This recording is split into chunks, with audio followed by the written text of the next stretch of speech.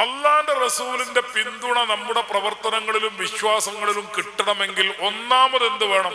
ആ ബാക്കിലിരിക്കുന്ന ആൾക്ക് ശ്രദ്ധിക്കണില്ലേ? ഒന്നാമത് എന്ത് വേണം? നമുക്ക് റസൂലുള്ളാന്റെ പിന്തുണ കിട്ടണം, റസൂലുള്ളാന്റെ അംഗീകാരം കിട്ടണം. അതിന് ഒന്നാമത് എന്താ വേണ്ടത്?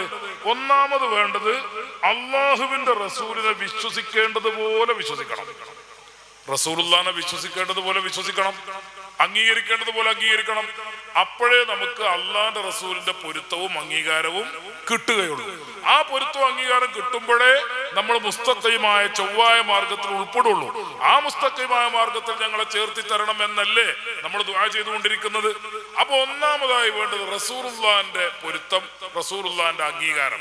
അത് കിട്ടണമെങ്കിൽ അള്ളാന്റെ റസൂലിനെ എങ്ങനെ വിശ്വസിക്കണം, എങ്ങനെ അംഗീകരിക്കണം എന്ന് ഖുർആൻ പറഞ്ഞിട്ടുണ്ടോ, സുന്നത്ത് പറഞ്ഞിട്ടുണ്ടോ, സ്വഹാബത്ത് കാണിച്ചിട്ടുണ്ടോ, അതേ രൂപത്തിൽ വിശ്വസിക്കണം, അതേ രൂപത്തിൽ അംഗീകരിക്കണം.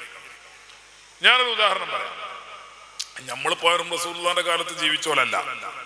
റസൂലുള്ളാഹി സ്വല്ലല്ലാഹു അലൈഹി വസല്ലം തങ്ങളെ കണ്ടിട്ടുമില്ല. അള്ളാഹു നമുക്ക് തൗഫീഖിനെ തരട്ടെ. അപ്പോ ആ കാലത്ത് ജീവിക്കാൻ നമുക്ക് അവസരം കിട്ടിയിട്ടില്ല. പിന്നെ എങ്ങനെ റസൂലുള്ളാനെ നമ്മൾ മനസ്സിലാക്കുക? റസൂലുള്ളാനെ എങ്ങനെ വിശ്വസിക്കണം എന്ന് മനസ്സിലാകണല്ലോ. അതെങ്ങനെ? അത് റസൂലുള്ളാന്റെ കാലത്ത് ജീവിച്ച സ്വഹാബത്തുണ്ട്. ആ സ്വഹാബത്തിനെ കുറിച്ച് റസൂലുള്ളാഹി തങ്ങൾ തന്നെ പറഞ്ഞത് അസ്ഹാബി കന്നുജൂം, അസ്ഹാബി കന്നുജൂം ഫബിഅയ്യിഹിം ഇഖ്തദൈതും ഇഹ്തദൈതും.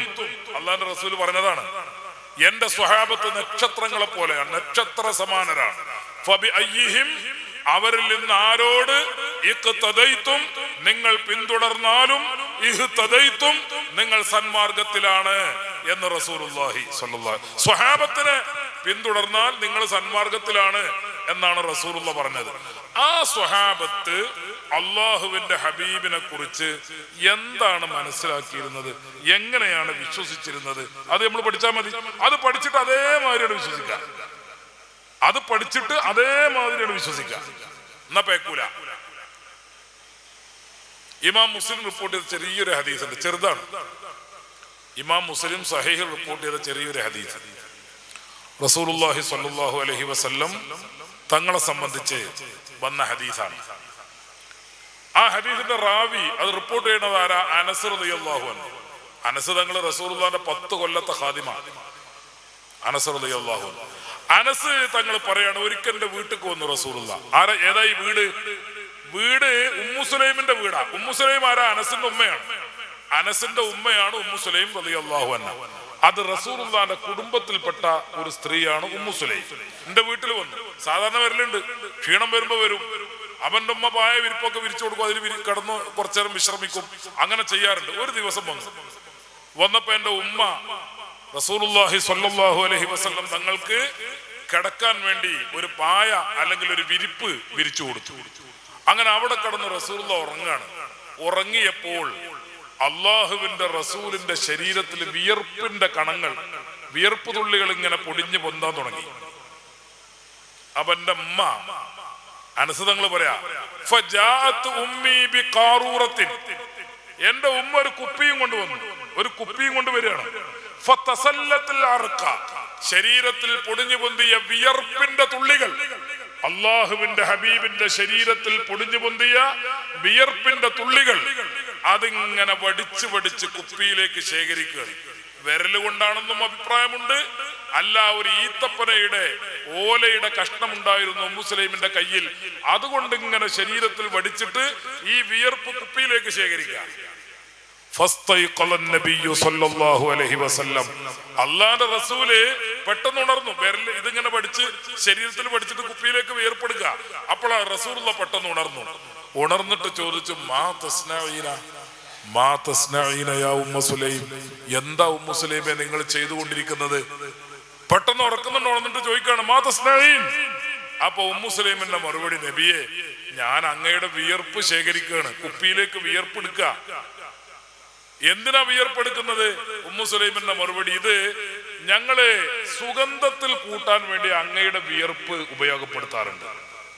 കടയിൽ നിന്ന് പണം കൊടുത്തു വാങ്ങുന്ന സുഗന്ധദ്രവ്യങ്ങളില്ലേ, ആ സുഗന്ധദ്രവ്യങ്ങളിൽ ഞങ്ങൾ അങ്ങയുടെ വിയർപ്പ് കൂട്ടിക്കൊടുക്കാറുണ്ട്. അങ്ങയുടെ വിയർപ്പ് ചേർത്ത് കൊടുക്കുന്ന അത്തറ് മിൻ അത്വയബി ത്വയ്ബിന, ഞങ്ങളുടെ സുഗന്ധങ്ങളിൽ മാറ്റുകൂടിയ സുഗന്ധമാണ്. അങ്ങയുടെ വിയർപ്പിന് സുഗന്ധത്തെക്കാൾ സുഗന്ധമുണ്ട് നബിയെ. സുഗന്ധത്തിന് മാറ്റുകൂട്ടാൻ മാത്രമുള്ള സുഗന്ധം അങ്ങയുടെ വിയർപ്പിനുണ്ടെന്ന് ഉമ്മു സുലൈം റളിയല്ലാഹു അൻഹ. രണ്ടാമത് എന്തിനാ ഒരു കാര്യം കൂടി പറഞ്ഞു. രണ്ടാമത്, വീട്ടിൽ ആർക്കെങ്കിലും രോഗം വന്നാൽ, അസുഖം വന്നാലേ ഞങ്ങൾ ഈ വിയർപ്പാണ് പുരട്ടി കൊടുക്കാറുള്ളത്. അങ്ങയുടെ വിയർപ്പിന് ഔഷധ വീര്യമുണ്ട് എന്ന് ഉമ്മു സുലൈം പറഞ്ഞപ്പോ, സാധാരണ ഒരവസ്ഥയിൽ ഇപ്പൊ ജമാഅത്തും മുജാഹിദും ഒക്കെ പറയുന്നതിനനുസരിച്ച് പിന്നെ പ്രാഥമികമായിട്ട് ഞമ്മക്കും എന്താ തോന്നാ, ഈ വിയർപ്പ് അത് കുപ്പിയിൽ ശേഖരിച്ച് വെക്കുക, അത് കുറച്ചു കഴിഞ്ഞാൽ വാസന നാറ്റം തുടങ്ങൂലേ ഉമ്മു സുലൈമേ, ഇത് ശരിയല്ല എന്നാണ് റസൂലുള്ള പറയേണ്ടത്. സ്വഹാബത്ത് ചെയ്ത ഈ പ്രവർത്തനം അന്ധവിശ്വാസമായിരുന്നെങ്കിൽ അന്ധവിശ്വാസത്തിന്റെ കണ്ട കോടാലിയാണ് ആര്? റസൂലുള്ളാഹി തങ്ങൾ. അന്ധവിശ്വാസത്തിന്റെ വേറെറുക്കാനാ റസൂലുള്ള വന്നത് തന്നെ. റസൂലുള്ളാഹി സ്വല്ലല്ലാഹു അലൈഹി വസല്ലം തങ്ങളുടെ മകൻ മരിച്ച സംഭവമുണ്ട് ഹദീസിന്റെ കിതാബുകളിലൊക്കെ. ഇബ്രാഹിം എന്ന കുട്ടി മരിച്ചു. ഇബ്രാഹിം എന്ന കുട്ടി മരിച്ചപ്പോ അന്ന് യാദൃശികമായി സൂര്യഗ്രഹണം ഉണ്ടായി. സൂര്യഗ്രഹണം. അപ്പൊ ആൾക്കാരൊക്കെ പറയാൻ തുടങ്ങി, ഇത് റസൂലുള്ളാഹിന്റെ മകൻ മരിച്ചുകൊണ്ടാണ് ഈ സൂര്യഗ്രഹണം ഉണ്ടായത്. അള്ളാന്റെ റസൂലിന് മകൻ മരിച്ച വേദന ഉണ്ട്. ഏത് വാപ്പാക്കുണ്ടാവില്ല വേദന? ആ വേദന റസൂലുള്ളാഹിക്കുണ്ട്.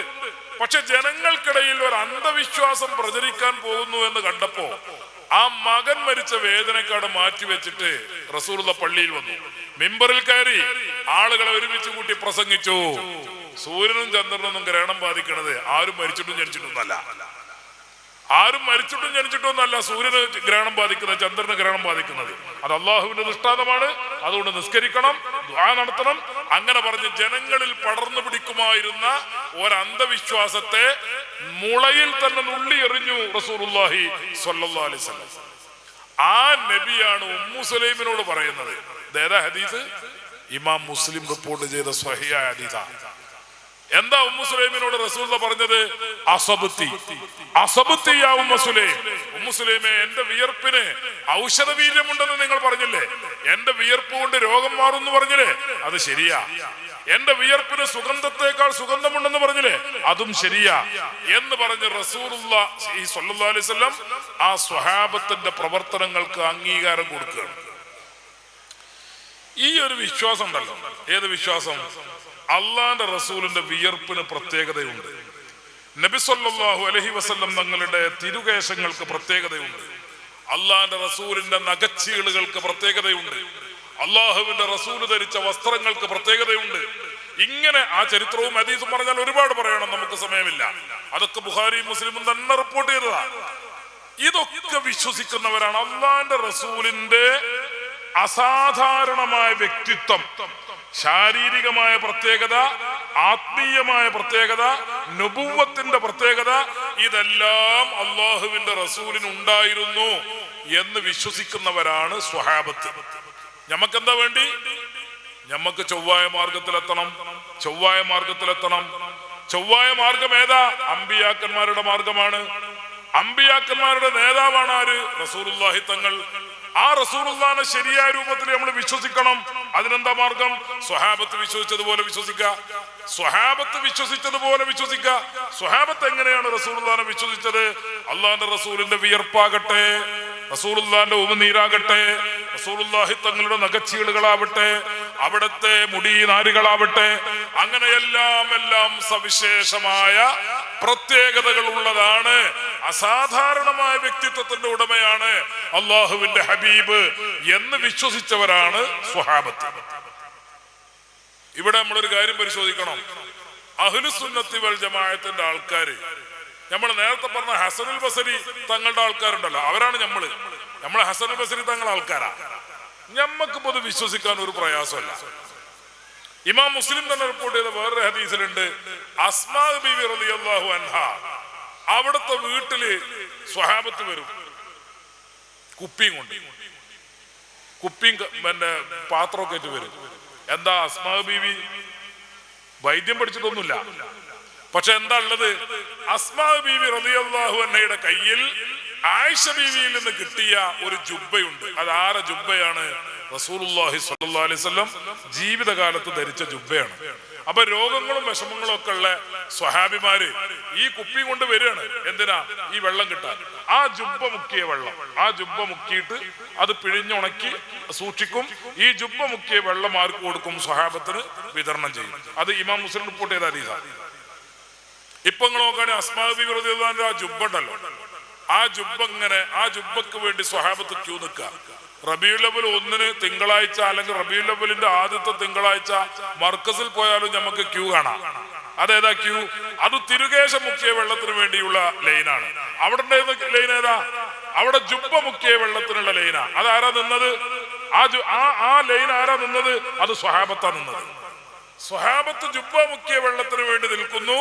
ആ സ്വഹാബത്തിന് അംഗീകരിക്കുന്ന താബിഈങ്ങൾ അംഗീകരിക്കുന്ന താബിഈങ്ങൾ അംഗീകരിക്കുന്ന ഈ മുഅ്മിനീങ്ങൾ തിങ്കളാഴ്ച ദിവസം റബീഉൽ അവ്വൽ ആദ്യത്തില് റസൂലുള്ളാഹി തങ്ങളുടെ തിരുശേഷിപ്പ് അവിടെ മർക്കസിലുണ്ട്, അത് മുക്കിയ വെള്ളം മർക്കസിൽ ചെന്നാൽ കിട്ടും എന്ന് മനസ്സിലാക്കി കേരളത്തിന്റെ എല്ലാ ഭാഗത്തുനിന്നും പോവാണ്.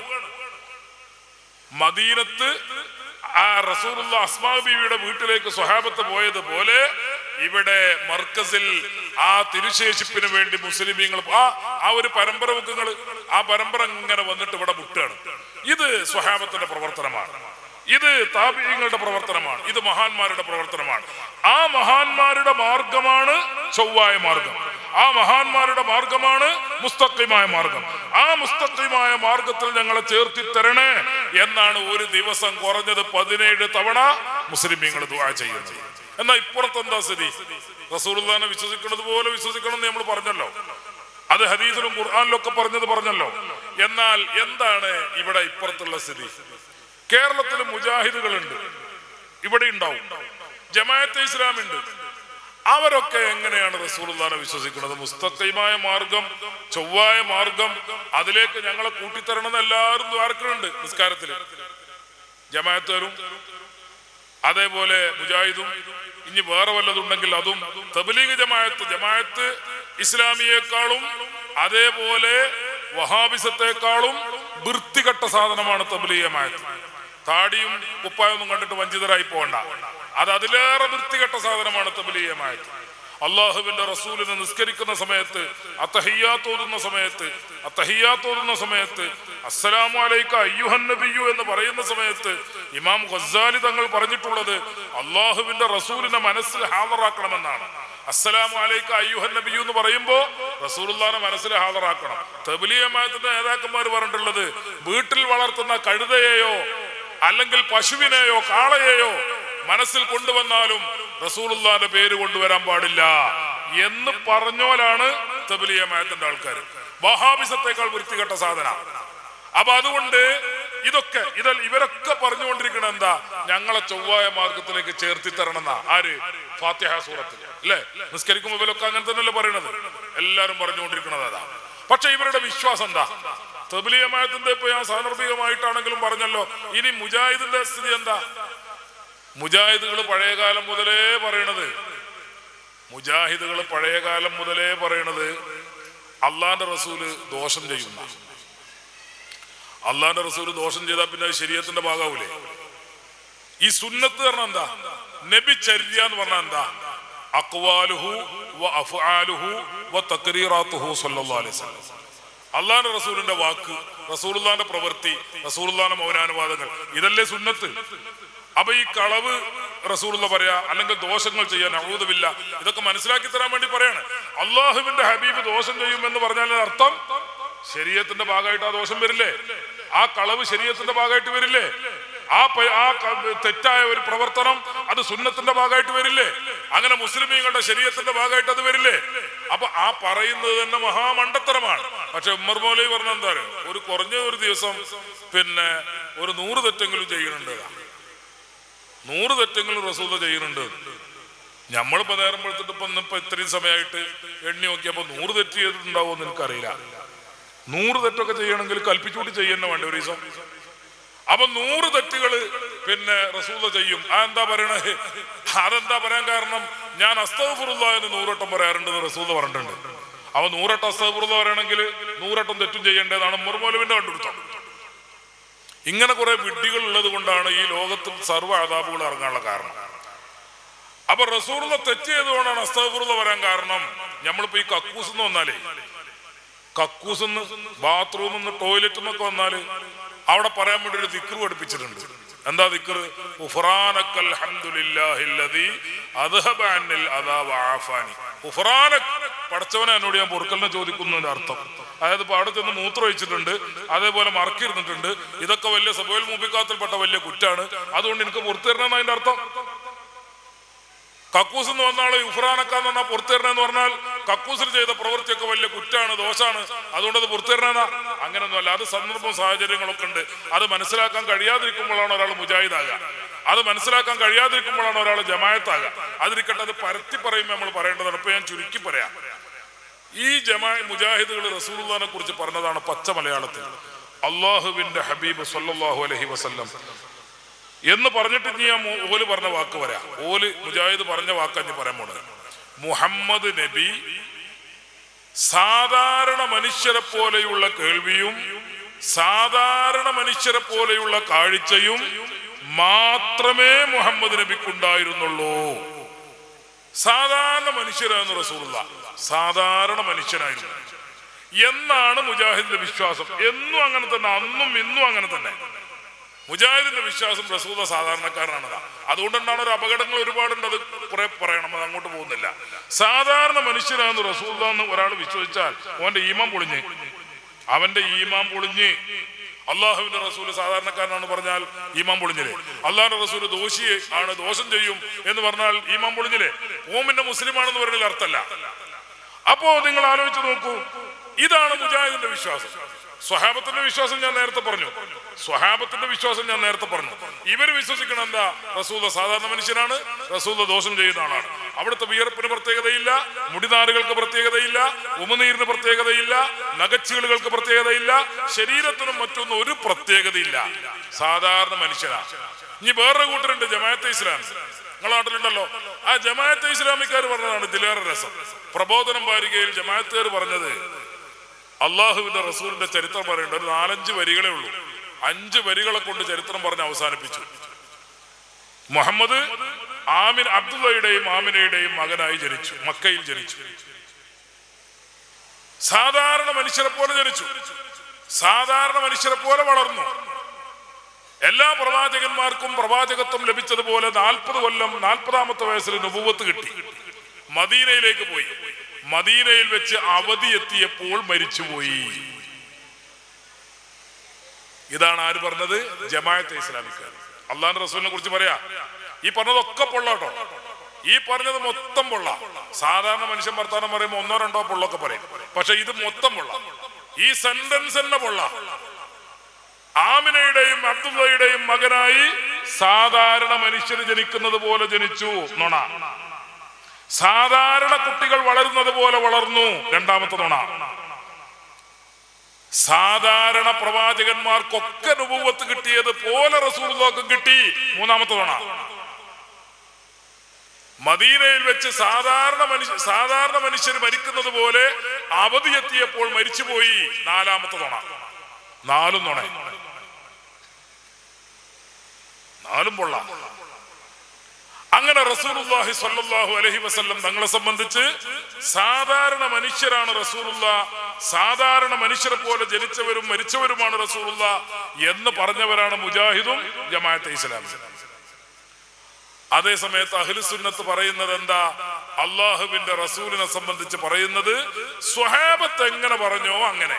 സ്വഹാബത്ത് എന്ത് ആണോ റസൂലുള്ളാഹിനെ പറ്റി വിശ്വസിച്ചത് അതേപോലെ അങ്ങനെ തന്നെ. അതുകൊണ്ടാണ് ഞാൻ പറഞ്ഞത്, അസ്മാ ബീവിന്റെ ആ ബക്കറ്റ് ഉണ്ടല്ലോ, അസ്മാ ബീവിന്റെ ജുബ്ബ മുഖ്യ ബക്കറ്റ്, ആ ബക്കറ്റ് അവിടെ മർക്കസിൽ, മുടി മുഖ്യ ബക്കറ്റ്, ഷാർ മുബാറക്ക് മുഖ്യ ബക്കറ്റ്. അവിടെ ജുബ്ബയാണ് മുക്കിയതെങ്കിൽ ഇവിടെ ഇതാ റസൂലുള്ളാഹിന്റെ ഷാർ മുബാറക്ക് മുക്കുന്നു. അവിടെ ആ വെള്ളത്തിന് വേണ്ടിയാണ് ആൾക്കാർ ക്യൂ നിന്നതെങ്കിൽ, വരിയുന്നതെങ്കിൽ ഇവിടെ ആ മുസ്ലിമീങ്ങൾ ഈ വെള്ളത്തിന് വേണ്ടി ക്യൂ നിൽക്കുന്നു. അതൊരു പാരമ്പര്യമാണ്, അതൊരു പൈതൃകമാണ്, അത് അഹ്ലുസുന്നത്തിന്റെ താവഴിയാണ്. അതാണ് കളങ്കമില്ലാത്ത വിശ്വാസം. സ്വഹാബത്ത് വിശ്വസിച്ചതുപോലെ വിശ്വസിക്കാം. ആ വിശ്വാസത്തിൽ ഞങ്ങളെ ചേർത്തി തരണമെന്നാണ് മുസ്ലിമീങ്ങൾ ദ്വാരക്കുന്നത്. ഇഹ്ദിനസ് സിറാത്തൽ മുസ്തഖീം സിറാത്തൽ ലദീന അൻഅംത അലൈഹിം. അല്ലാഹു അനുഗ്രഹിച്ചവർ എന്ന് പറഞ്ഞ അമ്പിയാക്കളാണ്. ആ അമ്പിയാക്കന്മാരുടെ മാർഗം. ആ അമ്പിയാക്കന്മാരുടെ മാർഗം നമ്മൾ പഠിക്കുന്നത് എവിടുന്ന? അത് സ്വഹാബത്തിൽ നിന്നാണ്. ആ സ്വഹാബത്ത് എങ്ങനെയാണോ റസൂലുള്ളാഹി തങ്ങളെ വിശ്വസിച്ചത് അതുപോലെ വിശ്വസിക്കാം. അപ്പൊ അള്ളാഹുവിന്റെ റസൂൽ ദോഷം ചെയ്യൂ എന്ന് വിശ്വസിക്കാൻ പാടില്ല. റസൂൽ സാധാരണക്കാരനാണെന്ന് വിശ്വസിക്കാൻ പാടില്ല. റസൂലുള്ളാഹി സ്വല്ലല്ലാഹു അലൈഹി തങ്ങളെ കുറിച്ച് വളരെ ബഹുമാനത്തോടെ, വളരെ സ്നേഹത്തോടെ, വളരെ ആദരവോടെ മലയാളത്തിൽ എല്ലാവരെ കുറിച്ചും പറയണ പോലെ റസൂലുള്ളാഹിനെ പറ്റി പറയാൻ പാടില്ല. വഹാബിയുടെ പ്രസിദ്ധീകരണങ്ങൾ മറിച്ച് നോക്കാണ്, ജമാഅത്തുകാരുടെ പ്രസിദ്ധീകരണം വായിച്ചു നോക്കാം. ഏത് പ്രസിദ്ധീകരണത്തിലും അദ്ദേഹം അദ്ദേഹം എന്ന പ്രയോഗം കാണാം. റസൂലുള്ളാഹിനെ കുറിച്ച് അദ്ദേഹം എന്ന പ്രയോഗം മലയാളത്തിൽ ശരിയായിരിക്കാം, പക്ഷേ നമുക്കിടയിൽ നമ്മെ പരിചയപ്പെടുത്താൻ വേണ്ടി പറയുന്ന വാചകങ്ങളൊന്നും അള്ളാന്റെ റസൂലിനെ പരിചയപ്പെടുത്താൻ വേണ്ടി പറയാൻ പാടില്ല.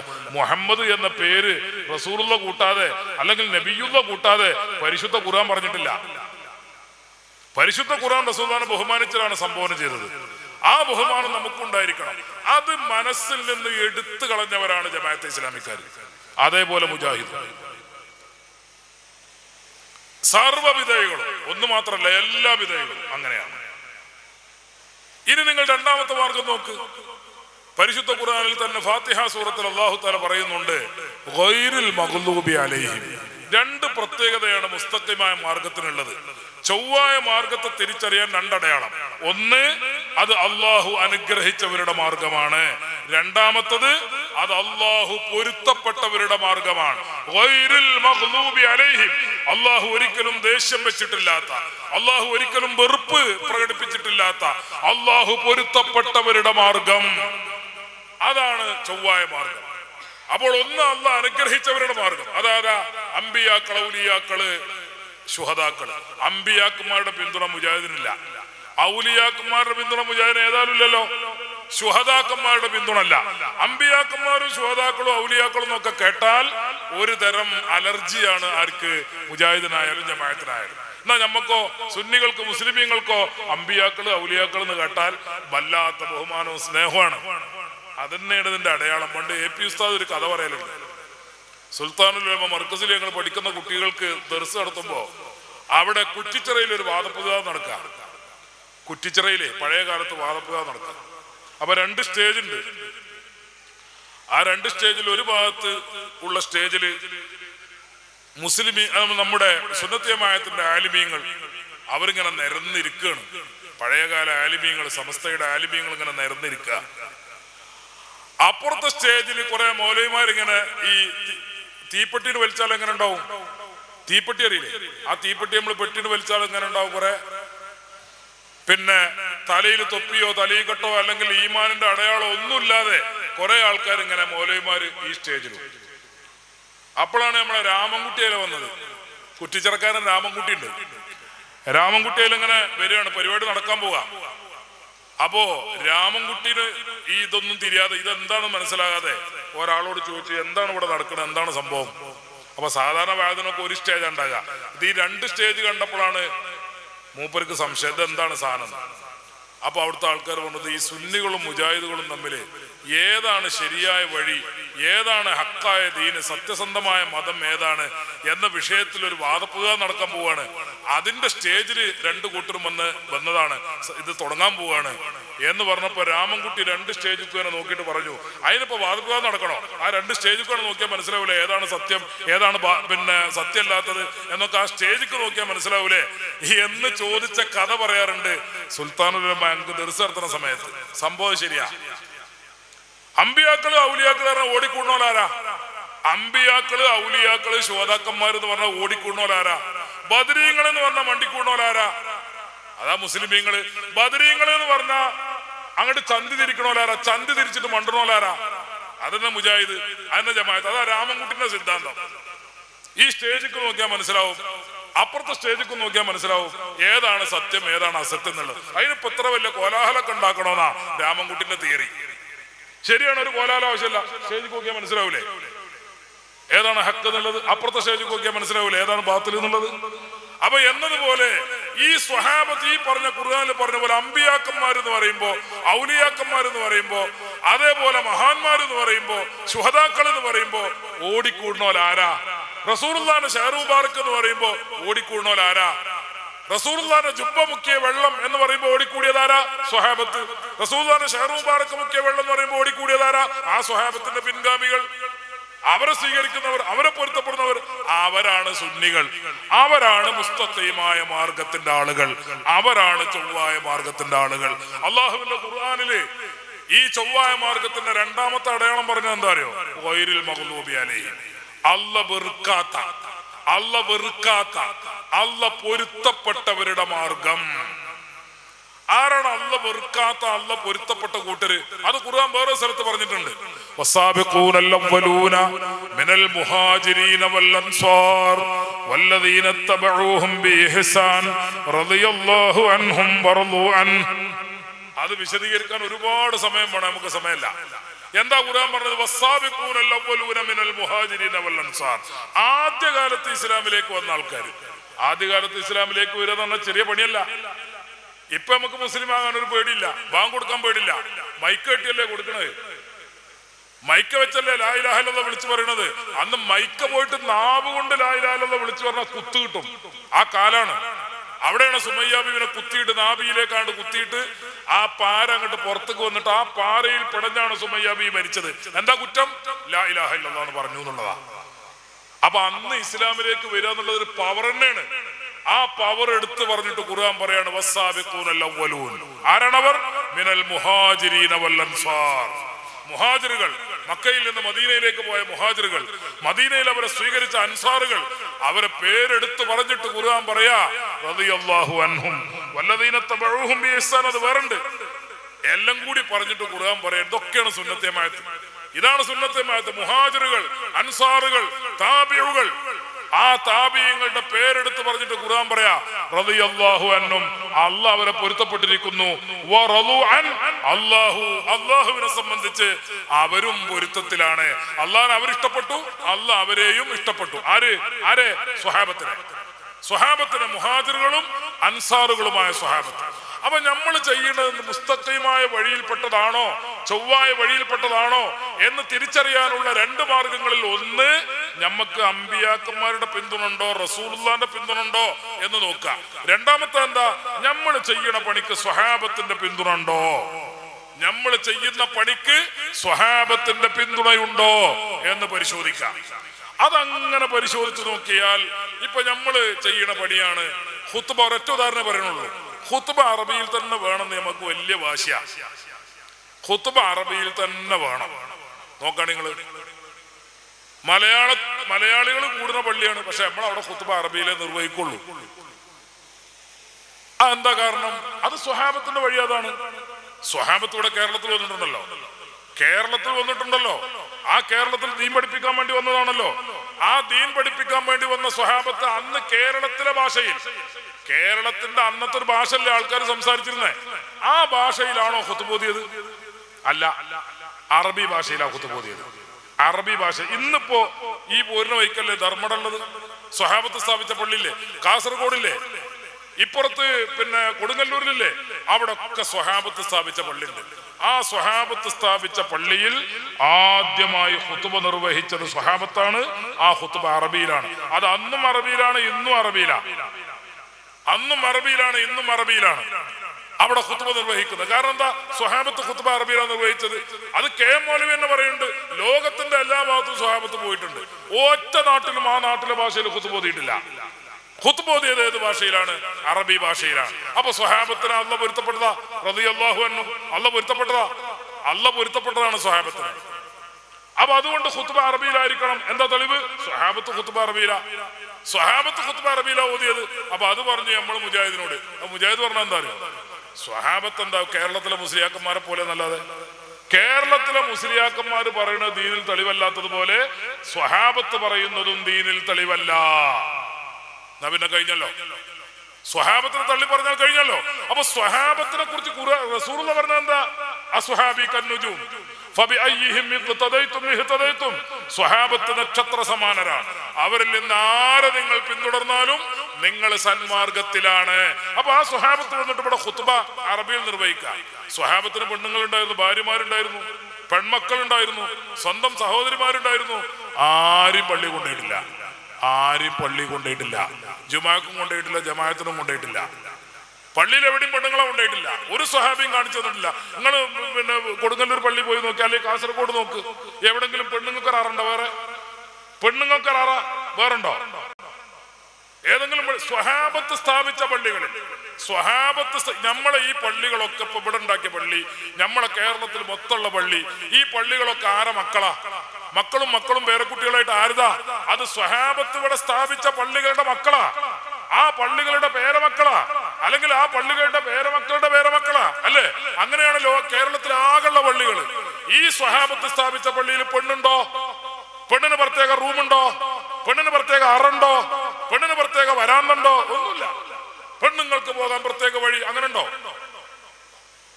സ്വഹാബത്ത് സ്ഥാപിച്ച പള്ളി നോക്ക് നിങ്ങൾ. ആ സ്വഹാബത്ത് സ്ഥാപിച്ച പള്ളികളെ മാതൃകയാക്കിക്കൊണ്ടാണ് നമ്മുടെ ഹസനുൽ ബസരി എന്ന് പറയുന്ന ഈ സ്ഥാപനത്തിൽ പള്ളി ഉണ്ടാക്കിയത്, പുറത്ത് പള്ളി ഉണ്ടാക്കിയത്. എവിടെയും പള്ളി അങ്ങനെയാണ്. സ്വഹാബത്ത് എന്താ അവിടെ ചെയ്തത്, അതാണ് അവിടെ ചെയ്യണത്. ഈ ഇപ്പൊ തറാവീഹ്ക്കാർ നിങ്ങൾ നോക്കി, ഇനിയിപ്പോ റമദാൻ വരെയാണ്, റജബാണിത്, റജബ് മാസം വന്നു, അടുത്തത് ശഅബാൻ കഴിഞ്ഞാൽ റമദാനായി. മുസ്ലിമീങ്ങൾ വലിയ ആഹ്ലാദത്തോടെ ഒരുങ്ങാണ്. എന്തിനാ? നോമ്പ് ഓൽക്കാനും തറാവിക്കരിക്കാനൊക്കെ വലിയ ആവേശമാണ്. പറളിക്കരിക്കാത്തവരും തറാവിക്കരിക്കും, വലിയ ആവേശ. പറളിക്കരിക്കാതെ തറാവിക്കരിക്കാൻ പറ്റുമെന്ന് വെച്ചാൽ പറള് കലാവ് കിട്ടണം, കലാവുള്ള ആൾക്കാരൊക്കെ കലാവ് കിട്ടണം. തറാവി അങ്ങനെ നിക്കരിച്ചോട്ടെ, തറാവി നിക്കരിക്കുമ്പോ പറള് നിക്കരിക്കാൻ തുടങ്ങിക്കോളും. അപ്പൊ ഈ തറാവി നിസ്കാരത്തിന് വേണ്ടി എല്ലാം വലിയ ആവേശമാണ്. മുജാഹിദുകള് നിങ്ങൾ നോക്ക്, മക്കത്ത് തറാവി എത്ര, അന്നും ഇന്നും എത്ര? ഉമർ റളിയല്ലാഹുവിന്റെ കാലത്ത് തുടങ്ങിയല്ലോ. പിന്നെ റസൂലുള്ള തറാവി നിക്കരിച്ചു, പിന്നെ നിർബന്ധമാവുന്ന പേടിച്ചിട്ട് നിർത്തിയതാ. കാരണം 20 റക്അത്ത് തറാവിയാണ് നിർബന്ധമായി കഴിഞ്ഞാൽ പിന്നെ നിക്കരിച്ചാത്തവരൊക്കെ കൊടുങ്ങൂലേ. അപ്പൊ അതുകൊണ്ട് റസൂല പേടിച്ചിട്ട് അവിടെ നിർത്തി. ആ നിർത്തിയ പിന്നെ തറാവി പിന്നെ സ്വഹാബത്ത് ഇങ്ങനെ ഒറ്റയും തെറ്റിയായിട്ട് നിക്കരിച്ചു. ഉമർ തങ്ങളുടെ കാലത്ത് ഉമർ തങ്ങൾക്ക് തോന്നി ഇതിങ്ങനെ ഒറ്റയും തെറ്റിയെ നിക്കരിക്കണേലേറെ നല്ലത്. ഇനിയിപ്പോ ഏതായാലും നിർബന്ധമാണോ പോലല്ലോ, കാരണം വഹി ഇറങ്ങണ കാലം കഴിഞ്ഞില്ലേ, ഖുർആൻ ഇറങ്ങണ കാലം കഴിഞ്ഞില്ലേ, ഇനി നിർബന്ധമാവൂല. അപ്പൊ അതുകൊണ്ട് നമുക്ക് ഈ സുന്നത്തിന് എന്താക്കാം, ഒരു ജമാഅത്തായിട്ട് നടത്താം എന്ന് പറഞ്ഞു. ഉമർ തങ്ങളുടെ കാലത്ത് സ്വഹാബത്ത് ആരുടെയും വിമർശനമില്ലാതെ, ആരുടെയും എതിർപ്പില്ലാതെ, സ്വഹാബത്തിന്റെ ഏകകണ്ഠമായ പ്രകാരം 20 റക്അത്ത് തറാവീഹ് ജമാഅത്തായിട്ട് നടപ്പാക്കി. എവിടെ? മക്കത്ത്, മദീനത്ത്, 2 സ്ഥലത്ത്. ഇന്നും മക്കത്തും മദീനത്തും 20ആണ്. ഇപ്പൊ അടുത്ത് ഭരണകൂടം എന്തോ ആൾക്കാർക്ക് ക്ഷീണമായിട്ട് 13 റക്അത്താക്കിയാണ്. അത് വേറൊരു കാര്യം, ഞാൻ അതിനെ കുറിച്ച് ഇപ്പൊ പറയണില്ല. ഏതായിരുന്നാലും അതായത് ദീന് പറഞ്ഞ ക്രിസ്തു മതം മാതിരിയല്ല. ദീന് എന്ന് പറഞ്ഞാലേ പുരോഹിതന്മാർ യോഗം കൂടി മാറ്റേണ്ടതല്ല. എന്ത് ദീന്? ഈ ആഴ്ച നമുക്ക് തോന്നുകയാണ് ക്ഷീണാണ്, എന്നാ ജുമാ 1 റക്അത്താക്കുക. അടുത്ത ആഴ്ച തോന്നുകയാണ് നമുക്ക് കുറച്ചും കൂടി ക്ഷീണാണ്, എന്നാ ഖുത്ബ ഒന്നാക്കുക. ഇത് പറയാനേ ഇത് പുരോഹിതന്മാരുടെ പൗരോഹിത്യത്തിന്റെ മതമല്ല. ക്രിസ്തു മതത്തിന് അങ്ങനെ ചെയ്യാം, ഇത് ഇസ്ലാമു പറ്റൂല. ആ തോന്നിയാസാണ് അപ്പൊ അവിടെ ചെയ്തത്. അതിരിക്കട്ടെ. ഏതായിരുന്നാലും ഈ കാലം വരെയും ഈ 1400 കൊല്ലങ്ങളും മക്കത്ത് തറാവി എത്ര? 20. മദീനത്ത് തറാവി എത്ര? 20. എന്നാ നമ്മളെ മുജാഹിദ് പള്ളിയിൽ എത്ര തറാവി? 8. എവിടക്ക് തിരിഞ്ഞിട്ടാ നിക്കരിച്ച? എവിടക്ക് തിരിഞ്ഞിട്ടാ നിക്കരിക്കണേ? 8. മക്കത്തെ പള്ളിക്ക്. മക്കത്തെ പള്ളിക്ക് തിരിഞ്ഞിട്ടാണ് 8 നിക്കരിക്കണേ. അവിടെ എത്ര? അവിടെ 20. 20 നിക്കരിക്കണം മക്കത്തെ പള്ളിക്ക് തിരിഞ്ഞിട്ട്. ബല 8. എന്നാ ബൽക്ക് ഇടവണ്ണക്ക് തിരിഞ്ഞൂടെ? ഇവർക്ക് ഇടവണ്ണക്കോ അല്ലെങ്കിൽ ഇവരുടെ ഏതെങ്കിലും ശാന്തപുരത്തൊക്കെ എവിടെ ബലുള്ള വെച്ചാൽ അവിടക്ക് തിരിഞ്ഞൂടെ? മക്കത്ത് 20 അല്ലേ ഉള്ളത്. ആ 20ക്ക് തിരിഞ്ഞിട്ട് ഇവർ 8 കരിക്കും. എന്തിനാ? ഇത് കളിയാക്കാനാ? ദീനെ കളിയാക്കാനാ? അപ്പൊ ഈ 20 ആര് കരിച്ചതാ? അത് ഉമർ തങ്ങൾ കരിച്ചതാണ്, സ്വഹാബത്ത് കരിച്ചതാണ്. സ്വഹാബത്തിനെ കുറിച്ച് ഖുർആൻ എന്താ പറഞ്ഞത്? റളിയല്ലാഹു അൻഹു. അല്ലാഹു അവരെ പൊരുത്തപ്പെട്ടു. അല്ല പൊരുത്തപ്പെട്ടവരുടെ മാർഗമാണ് ചൊവ്വായ മാർഗം. ആ ചൊവ്വായ മാർഗത്തിലേക്ക് ഞങ്ങളെ ചേർത്തി തരണമേ എന്നാണ് ഒരു ദിവസം കുറഞ്ഞത് 17 തവണ മുസ്ലിമീങ്ങൾ ദുആ ചെയ്യുന്നത്. അപ്പൊ അതിന്റെ അർത്ഥം എന്താ? തറാവീഹ് 20 നിക്കരിക്കുന്നവരുടെ മാർഗത്തിലേക്ക്, ഖുത്ബ അറബിയിൽ നിർവഹിക്കുന്നവരുടെ മാർഗത്തിലേക്ക് ഞങ്ങളെ ചേർത്തി തരണമേ എന്നല്ലേ അതിന്റെ അർത്ഥം. കാരണം സ്വഹാബത്ത് അങ്ങനെയാണ് ചെയ്തത്. സ്വഹാബത്തിനെ കുറിച്ച് ഖുർആൻ പറഞ്ഞത് റളിയല്ലാഹു അൻഹും എന്നാണ്. അല്ല പൊരുത്തപ്പെട്ടവരെന്ന. അല്ല പൊരുത്തപ്പെട്ട കാര്യം എന്താ? അല്ല പൊരുത്തപ്പെട്ട സ്വർഗത്തിലെത്തും. അല്ല പൊരുത്തപ്പെട്ട പിന്നെ സ്വർഗത്തിലല്ലേ. അപ്പൊ അല്ല പൊരുത്തപ്പെട്ടവരുടെ പണിയാണ് എന്ത്? ഷഅർ മുബാറക്കനെ ബഹുമാനിക്കുക, അള്ളാന്റെ റസൂലിന്റെ അസാധാരണത്വം അംഗീകരിക്കുക എന്നത്, ഖുത്ബ അറബിയിൽ നിർവഹിക്കുക എന്നത്. അതുപോലെ സ്ത്രീകൾ ജുമാക്കും ജമാഅത്തിനും പള്ളിയിൽ വരാതിരിക്കുക എന്നത്, തറാവീഹ് 20 നിസ്കരിക്കുക എന്നുള്ളത്, ഇതൊക്കെ അല്ല ബഹുമാനിച്ചവരുടെ, അല്ല പൊരുത്തപ്പെട്ടവരുടെ വഴിയാണ്. ആ പൊരുത്തപ്പെട്ടവരുടെ വഴിയിൽ ഞങ്ങളെയും ചേർത്തിത്തരണമെന്നാണ് മുസ്ലിമീങ്ങളായ നാം അള്ളാഹുവിനോട് ദുആ ചെയ്തുകൊണ്ടിരിക്കുന്നത്. അതുകൊണ്ട് സുഹൃത്തുക്കളെ, ഞാൻ അവസാനിപ്പിക്കുകയാണ്. അഹ്ലുസുന്നത്തി വൽ ജമാഅത്തിന്റെ വഴി എന്ന് പറഞ്ഞാൽ ഞാൻ ഈ പറഞ്ഞതാണ്. ഇഹ്ദിനസ് സിറാത്തൽ മുസ്തഖീം സിറാത്തൽ ലദീന അൻഅംത അലൈഹിം ഗൈറിൽ മഗ്ദൂബി അലൈഹിം. ഇതിലുണ്ട് സുന്നത്തിയമായത്. ഈ 3 ആയത്തിൽ സുന്നത്തിയമായത്തുണ്ട്. ഇഹ്ദിനസ് സിറാത്തൽ മുസ്തഖീം, ചൊവ്വായ വഴിയിൽ ചേർത്തി തരണമേ. ഏതാണ് ചൊവ്വായ വഴി? അൻഅംത അലൈഹിം, നീ അനുഗ്രഹിച്ചവരുടെ മാർഗം. ആരാണ് നീ അനുഗ്രഹിച്ചവർ? അത് അമ്പിയാക്കൾ, ഔലിയാക്കൾ, ശുഹദാക്കളാണ്. അവരുടെ മാർഗത്തിൽ ഞങ്ങളെയും ചേർത്തി തരണമേ. ഗൈറിൽ മഗ്ദൂബി അലൈഹിം, നീ പൊരുത്തപ്പെട്ടവരുടെ വഴിയിൽ ചേർത്തി തരണമേ. ആരാണ് പൊരുത്തപ്പെട്ടവർ? അത് സ്വഹാബത്താണ്. മുഹാജിറുകളും അൻസാറുകളുമായ സ്വഹാബത്താണ്. അവരുടെ വഴിയിൽ ഞങ്ങളെ ചേർത്തി തരണമേ. ഈ 2 വഴിയും വിട്ടവരാണ് ബിദ്അത്തുകാർ. സ്വഹാബത്തിന്റെ വഴിയും വിട്ടു, അമ്പിയാക്കന്മാരുടെ വഴി വിട്ടു, ശുഹദാക്കന്മാരുടെ വഴി വിട്ടു, ഔലിയാക്കളുടെ വഴി വിട്ടു, അതേപോലെ സ്വഹാബത്തിന്റെ വഴിയും വിട്ടു.